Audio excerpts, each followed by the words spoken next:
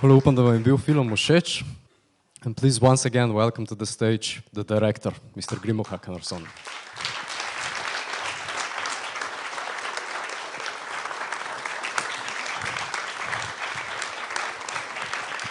Thank you.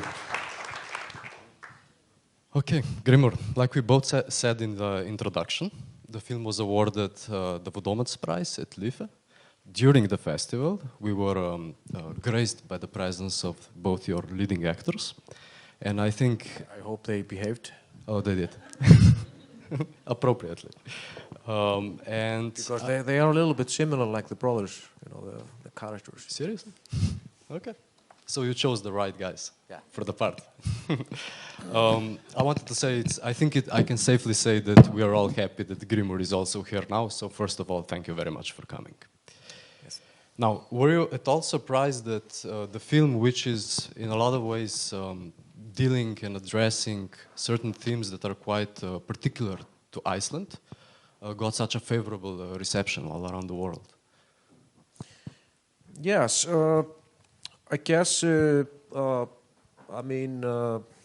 helps the film that it's set in a very rural and isolated valley in Iceland, and with this kind of landscape, which is, the Icelandic landscape is a little bit special, and there is a reason why a lot of American movies were supposed to take place on the moon. They're shot in Iceland,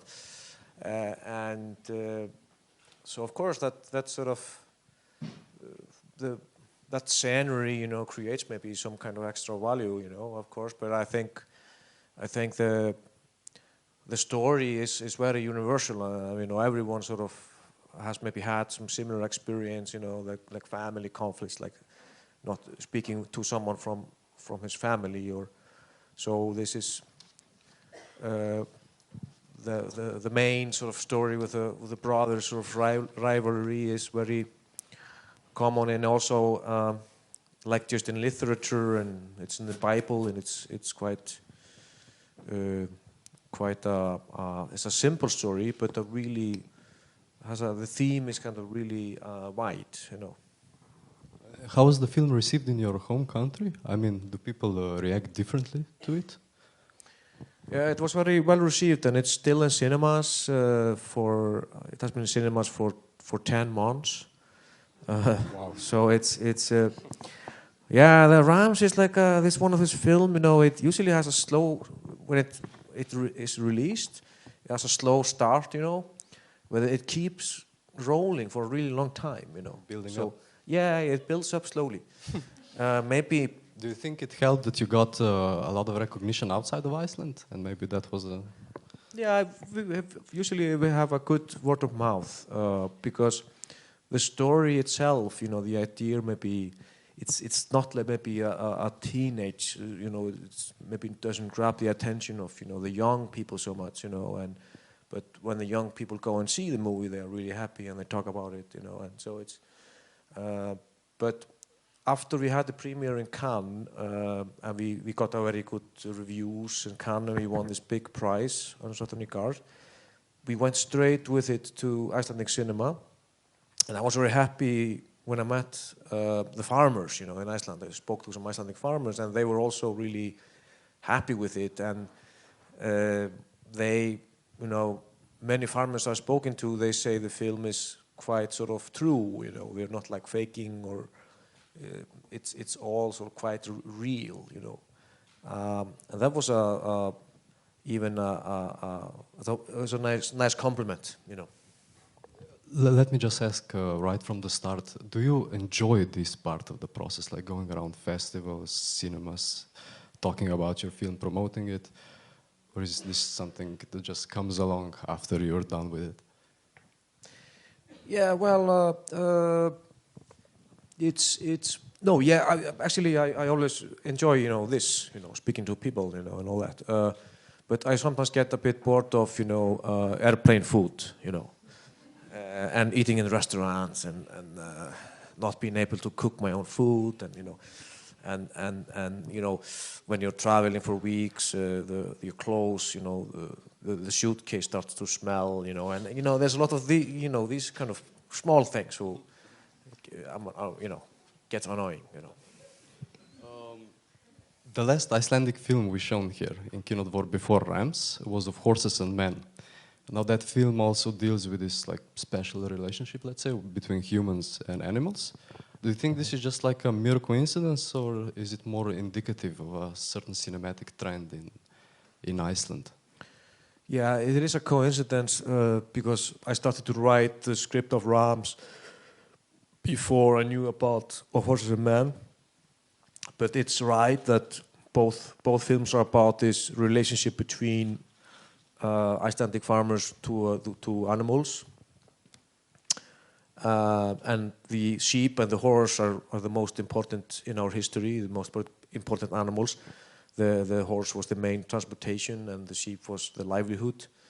But I guess you could say that maybe after the economic crash in 2008, when our whole banking system collapsed, it was a big sort of spiritual awakening in Iceland, and a lot of artists, the art scene has changed, and artists, filmmakers, they are sort of maybe digging a bit into the past and and asking questions, what do we stand for, because what happened in Iceland before the crash was something like there was a big sort of bubble, and we had a big identity crisis, and I think Rams is maybe a reaction to that, that's trying to sort of find the true Icelanders, Do we have a question from the public at this point? Okay, then let's continue. You said in the intro also that the premise of the film was based on actual events and stories you heard. Can you maybe elaborate on this a bit? Yes, the main story, it's a true story. My father told me there were two brothers, and in the real story they fell in love with the same girl when they were young, and she didn't want them, and she left the countryside with the third guy, who was also their friend, and they blamed each other. But they had to live on the same land, and they built two farms next to each other, like in the film. But there was no windows on the wall, sort of between the houses, so they couldn't, watch each other. And they lived for 40 years without speaking, and they didn't reconcile. They never spoke to each other. So I decided to have a happy ending in my film, because the true story was so sad that I decided to create a super happy ending, like you saw.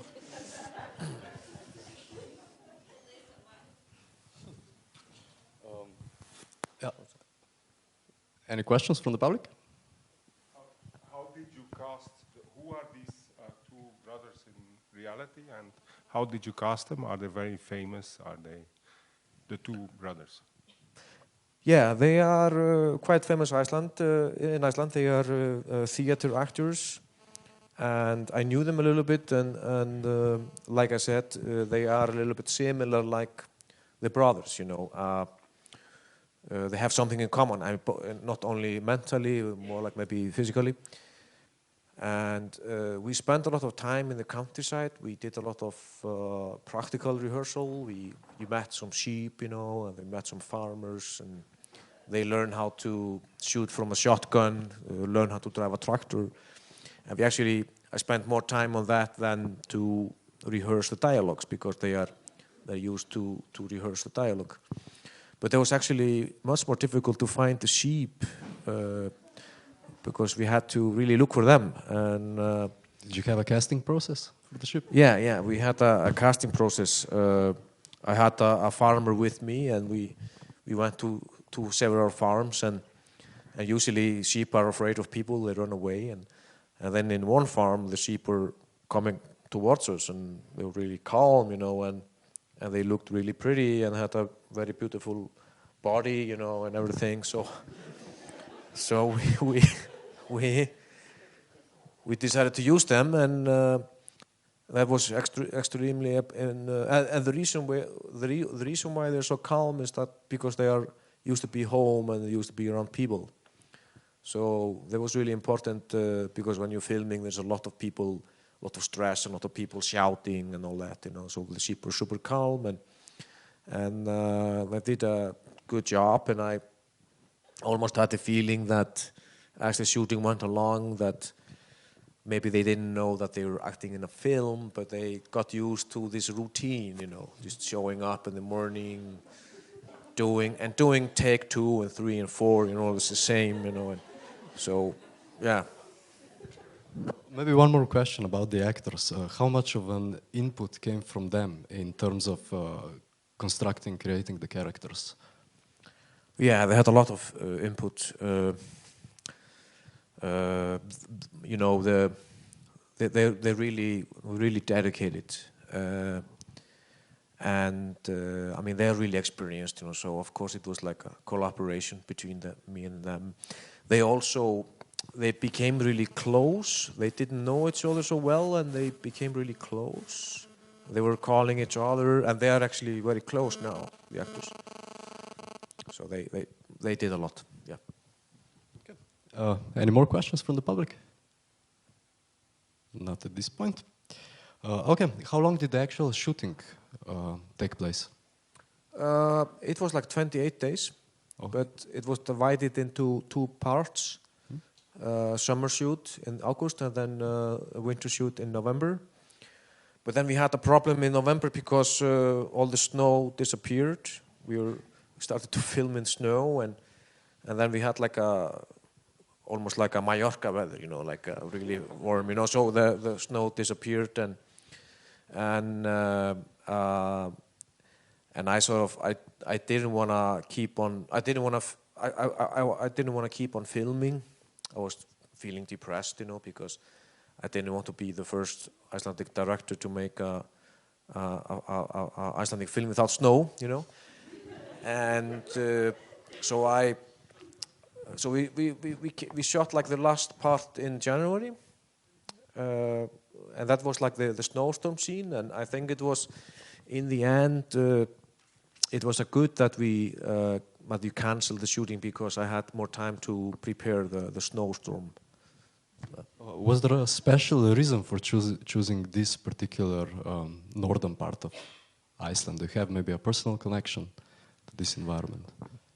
No, the main reason is that I thought the farms, the main location was perfect to tell the story. That you can, they are very close to each other, so it's possible to get all these angles, you know, when the brothers are spying on each other.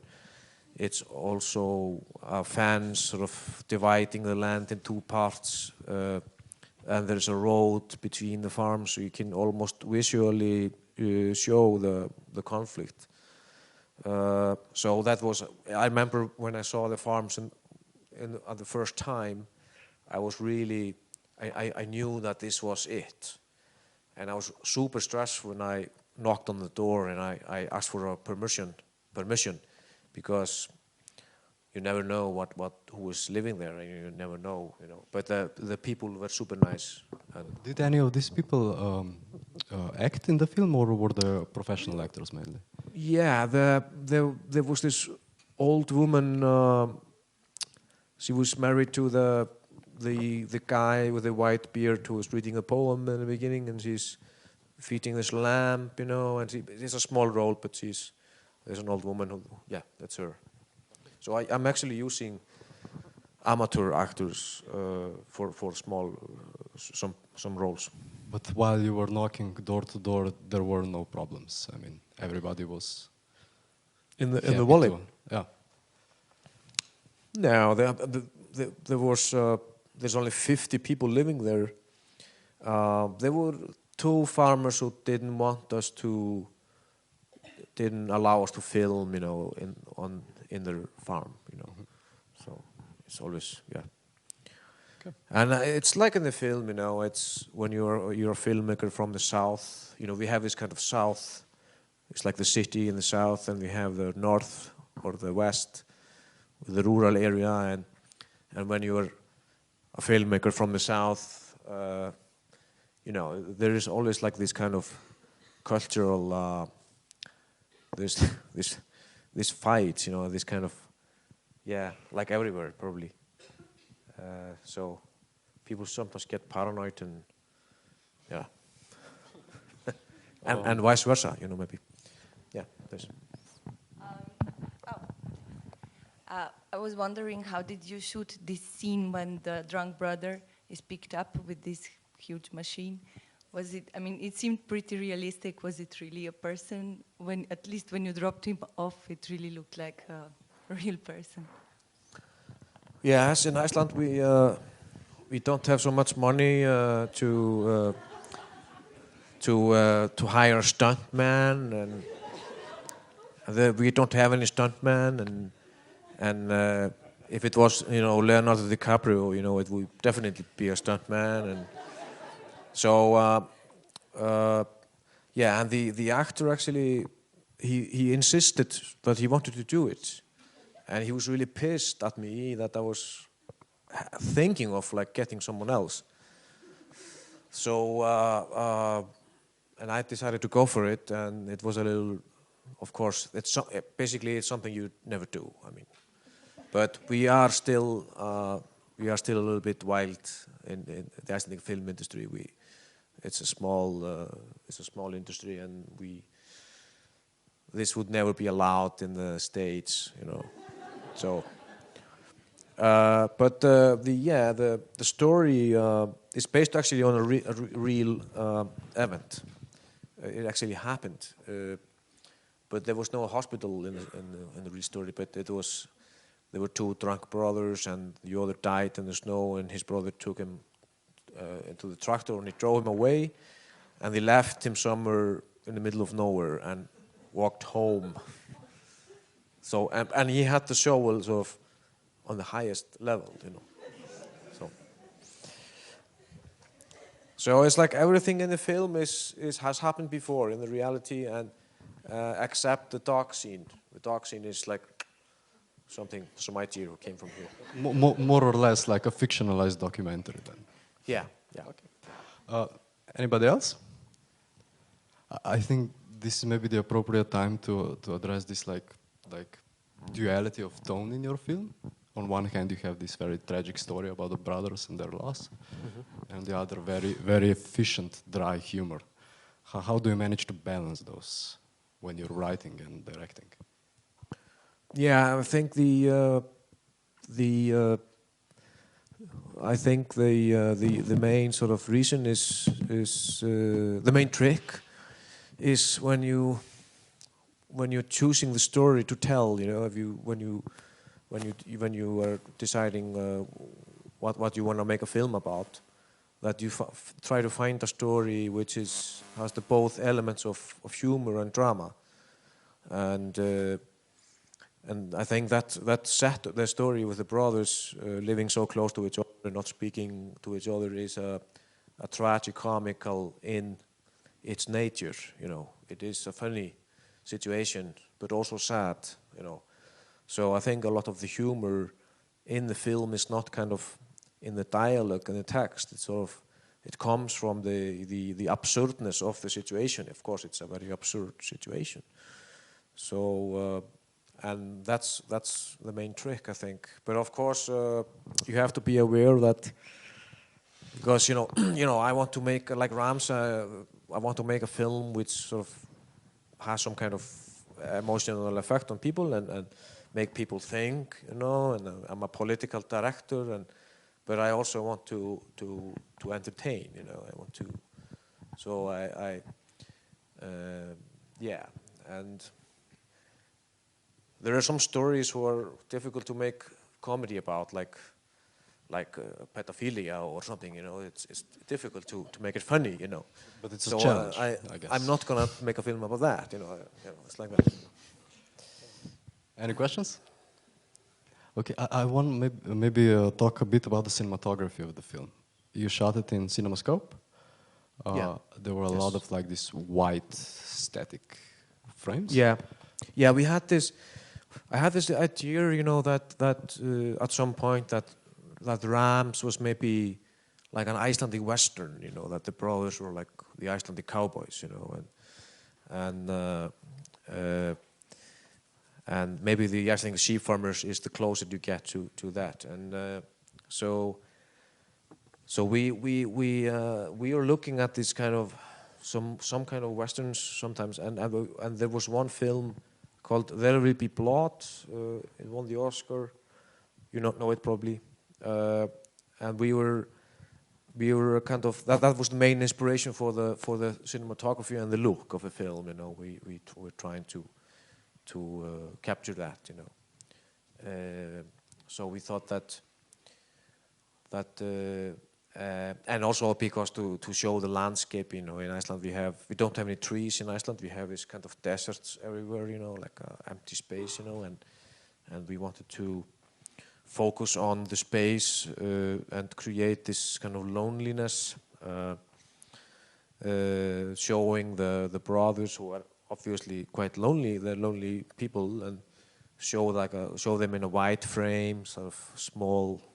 Show them small in a white sort of space, and the whole visual process. It's all about trying to make the film authentic and real, you know, like the cinematography, the costume, the acting, is everything.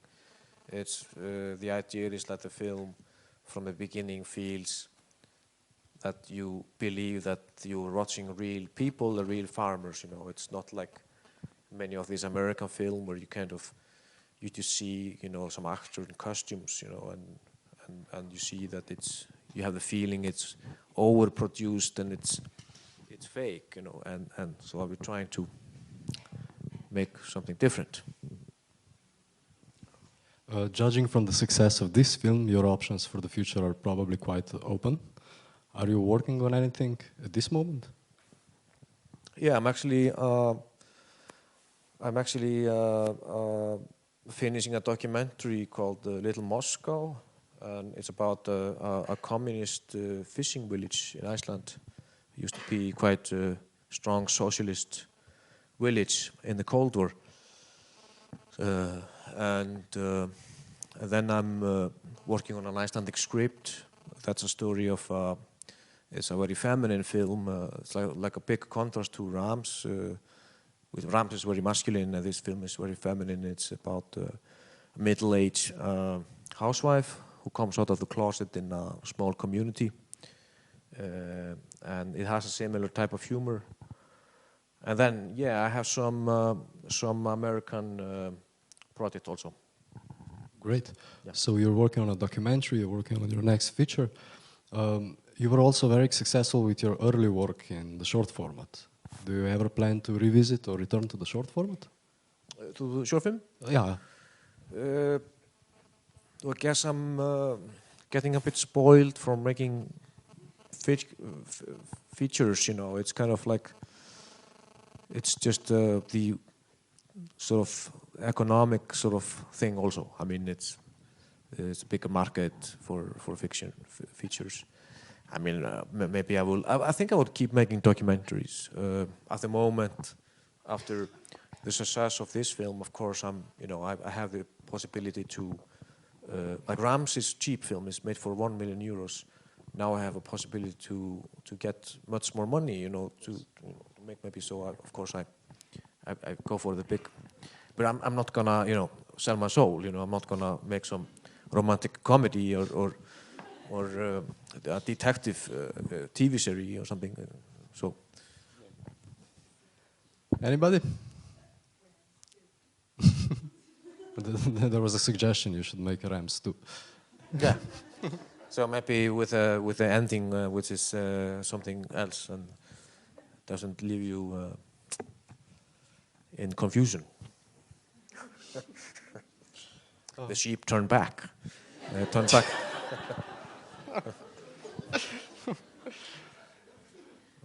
Okay, if there are no more questions from the public, I would like to thank you once again very much for being here, for patiently. Yeah, thank you. Thank you.